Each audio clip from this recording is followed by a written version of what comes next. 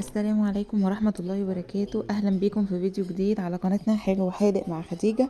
النهاردة إن شاء الله عندنا فيديو جديد، وعندنا هنا وصفة كيكة، كيكة التايجر. ديت كيكة التايجر، كيكة طعمها جميلة جدا جدا جدا، وبتعجب الولاد وبيحبوا قوي شكلها وطعمها، لأن هي بتبقى ميكس كده بين الشوكولاتة والفانيليا. طعمها خطير. أتمنى ان انتوا تجربوها، ان شاء الله هتعجبكم. شايفين شكلها عامل ازاي؟ جميلة جميلة جدا،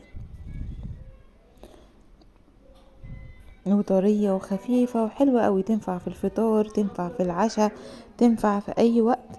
آه في الشتاء كده احنا بنحب ناكل كتير، وبنحب يعني الاكل بيدفينا. تحفة جدا. يلا بينا بقى على المطبخ ونشوف مقاديرنا والمكونات ايه والطريقة، وننفذها سوا مع بعض. مقاديرنا ومكوناتنا سهلة جدا وبسيطة. عندنا هنا كوبايتين ونص من الدقيق، لازم ننخله كويس عشان يدخل ما بين حبيباته الهواء، وتبقى الكيكة بتاعتنا كده هشة وجميلة. ننخلهم مرة واتنين وتلاتة، ماشي.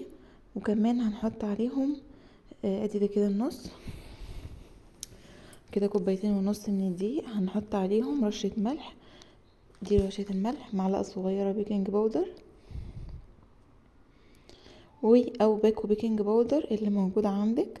وكمان هنحط معلقتين من النشا، ونقلب مكوناتنا كويس جدا. النشا بتفرق قوي مع الكيكه، وبتخلي طعمها حلو قوي، بتخليها هشه كمان وجميله. عندي هنا بقى دي مكونات الجافه احنا خلصناها. هنا بقى نشتغل في المكونات السائله. مكوناتنا عباره عن 3 بيضات، كوبايه ونص من السكر،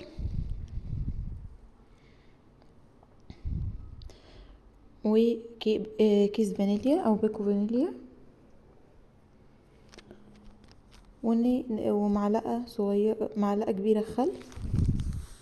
الخل بيكون محسن حلو قوي للكيكات والمخبوزات. ونبتدي بقى ان احنا نخلط مكوناتنا دي كده مع بعض كويس لحد ما السكر بتاعنا يدوب ولون الخليط بتاعنا يفتح، يبقى لونه فاتح. يبقى احنا كده الخليط بتاعنا اتضرب كويس، مش اقل من 5 دقايق ضرب. لازم نفضل نضربه كده حوالي 5 دقايق لحد السكر بتاعنا هنلاقيه داب،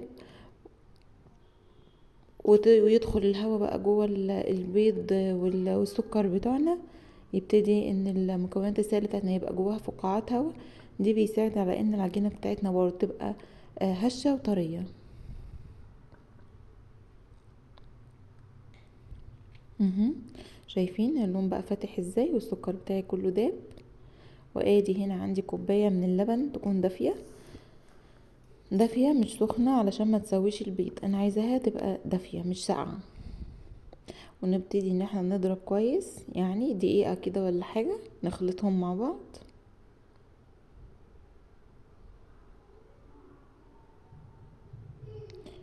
وعندي كمان كوباية الا ربع من الزيت، ونخلط كمان مكوناتنا كويس. بجد الكيكة دي كانت طعمها رهيبة جدا جدا جدا.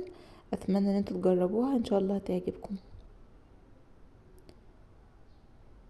كده خلطت المكونات بتاعتي كويس جدا. ابدا بقى ان احنا ابدا بقى اجيب المكونات السائله واحطها على المكونات الجافه، واقلبهم في بعض كويس لحد ما الدقيق يختفي معايا وما يبقاش ظاهر. وطبعا نوصل لقوام الكيك اللي احنا كلنا عارفينه، هنشوفه دلوقتي برضو مع بعض بالشكل ده. كده نخلط كويس كويس لحد ما الدقيق يختفي كله.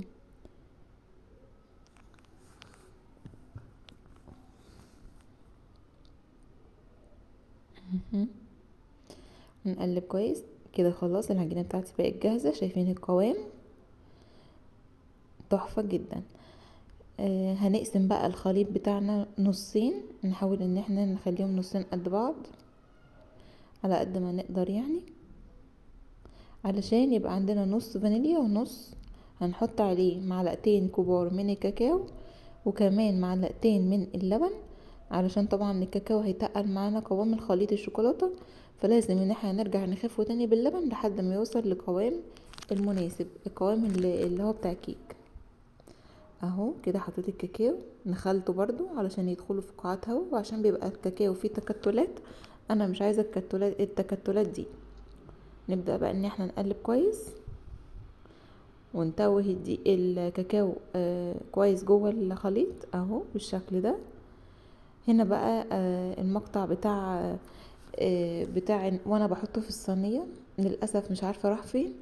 بس ان شاء الله هبقى اصورها لكم تاني، ابقى اصور لكم المقطع ده تاني. هو سهل جدا، احنا بنجيب صينيه متبطنه بزيت، وكمان بنرشها بالدقيق، ونبدا ان احنا نجيب الخليط بتاعنا في نص الصينيه، ننزل شويه من كيك الشوكولاته، وشويه من كيك الفانيليا فوقه في النص بالظبط، وشويه من كيك الفانيليا، وشويه من كيك الشوكولاته، وهكذا لحد ما نخلص الكمية اللي احنا عاملينها كلها، ونبدأ ان احنا ندخلها على الفرن. انا دخلتها على الفرن على في فرن الكهرباء درجة حرارة 200 درجة مئوية. كنت مشغلة فوق وتحت، وحطيتها في الرف اللي في النص. ودي شكلها بعد اما طلعت خطيرة جدا وفي منتهى الجمال. بنسيبها في الفرن طبعا لحد ما تاخد اللون الجميل ده. كمان ما نفتحش عليها الفرن طبعا مش قبل نص ساعة من دخولها الفرن، لا عشان ما تهبطش مننا. واول ما الكيكة بتاعتنا تستوي نخرجها على طول من الفرن، بس ما نحطهاش على الرخامة وهي ساقعة، ما نحطش الصينية على الرخامة وهي ساقعة. لازم نحطها على حاجة تكون درجة حرارتها معتدلة، ممكن نحطها على البوتاجاز، نحطها على كوستر. المهم ان هي نسيبها تهدى مع نفسها بالراحة، وبعد كده نبتدي ان احنا بقى ايه نطلعها من الصينية ونحطها في الطبق بتاعنا اللي احنا هنقدم فيه. ما نحاولش ان احنا نحركها وهي سخنة علشان ما تكونش لازقة يعني في الصينية. دي كده الوصفة بتاعتي النهاردة، اتمنى ان هي تكون عجبتكم وتكونوا استمتعتوا. لو عجبكم الفيديو ما تنسوش بقى تحطوا لي لايك واشتراك وتعليق حلو منكم. ده شيء هيفرحني جدا، واتمنى تفعلوا زر الجرس عشان يوصلكم مني كل جديد، واشوفكم في فيديو جديد ان شاء الله.